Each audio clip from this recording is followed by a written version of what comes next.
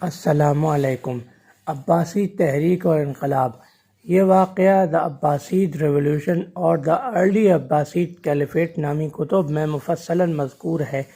سن 100 ہجری میں سیدنا عبداللہ ابن عباس رضی اللہ عنہما کے صاحبزادے محمد بن علی بن عبداللہ بن عباس رضی اللہ عنہما نے بنو امیہ کے خلاف ایک انقلابی تحریک شروع کی، جو بعد میں عباسی تحریک کہلائی، کیونکہ وہ سیدنا عباس بن عبد المطلب رضی اللہ عنہ کی اولاد میں سے تھے۔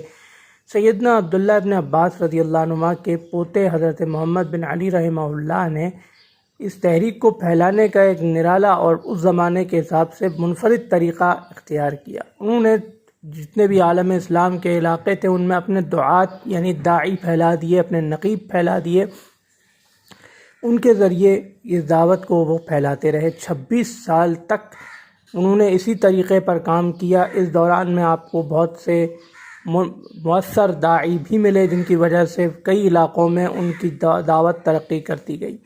سن 126 ہجری میں آپ کا جب وصال ہوا تو آپ اپنے بڑے صاحبزادے کو اس تحریک کی قیادت سونپ کر فوت ہو گئے، جن کا نام ابراہیم تھا۔ امام ابراہیم بن محمد بھی تقریباً 6 سال بہت بااثر طریقے سے، مؤثر طریقے سے اس تحریک کی قیادت کرتے رہے۔ اس دوران انہیں خراسان کا ایک شخص ملا جس کا نام تو عثمان تھا، لیکن وہ ابو مسلم خراسانی کے نام سے مشہور تھا۔ وہ اس تحریک کو پھیلانے میں بہت ممد و معاون ثابت ہوا۔ 6 سال کے بعد حضرت ابراہیم الامام کو گرفتار کر لیا گیا، کیونکہ ان کا ایک خط جو انہوں نے ابو مسلم خراسانی کو لکھا تھا وہ پکڑا گیا۔ مروان بن محمد نے انہیں پکڑا اور گرفتار کر کے اپنے سامنے بلوایا، پوچھا کہ یہ خط آپ نے لکھا ہے؟ پہلے تو انہوں نے انکار کیا، لیکن جب خط دکھایا گیا، شواہد پیش کیے گئے تو انکار نہ کر سکے، لہذا انہیں گرفتار کر لیا گیا، قید کر لیا گیا، مقدمہ چلا اور انہیں سزائے موت سنا دی گئی۔ سزائے موت کی تاریخ میں بھی کچھ دن باقی تھے، لہذا انہوں نے اپنے بھائیوں ابو العباس عبداللہ اور ابو جعفر عبداللہ سے رابطے کیے اور ابو عباس کو اپنا جانشین بنا دیا، جو بعد میں ابو عباس صفاح پہلے عباسی خلیفہ کے نام سے مشہور ہوئے۔ پھر سن 132 ہجری میں امام ابراہیم کو شہید کر دیا گیا۔ ان کی شہادت تک امام ابو عباس عبداللہ کے پاس اتنی فوج جمع ہو چکی تھی اور ابو مسلم خراسان میں اس قدر مقبول تھا کہ صرف ایک دن کے اندر خراسان کے 60 گاؤں میں تحریک کی شہرت ہو چکی تھی اور سینکڑوں نہیں بلکہ ہزاروں لوگ اس تحریک میں شامل ہو چکے تھے۔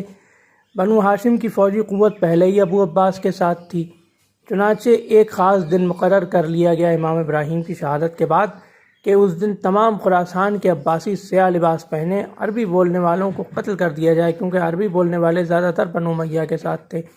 چنانچہ ایک بڑی تعداد میں لشکر جمع ہوا جو 35,000 بیان ہوتا ہے۔ اگرچہ بنو امیہ کی فوجی قوت 1.5 لاکھ کے قریب تھی، لیکن اکثر خلیفہ سے بددل تھے۔ اس کے نتیجے میں ایک خونریز جنگ ہوئی، جس کا احوال میں اپنی ویڈیو بیٹل آف ذاب میں پہلے ہی بیان کر چکا ہوں، جس کے نتیجے میں بنو امیہ کو شکست ہوئی اور بنو عباس کی خلافت قائم ہو گئی اور ابو عباس صفاح پہلے عباسی خلیفہ مقرر ہوئے۔ اس میں ابو مسلم خراسانی کے علاوہ ابو سلمہ خلال نامی ایک بہت ہی ذہین شخص کے بھی خدمات ہیں۔ چنانچہ جب خلافت قائم ہوئی تو ابو سلمہ خلال پہلے وزیر مقرر ہوئے۔ تو یہ تھا عباسی تحریک کی ابتدا سے لے کر خلافت عباسیہ کے قیام تک کا مختصر واقعہ۔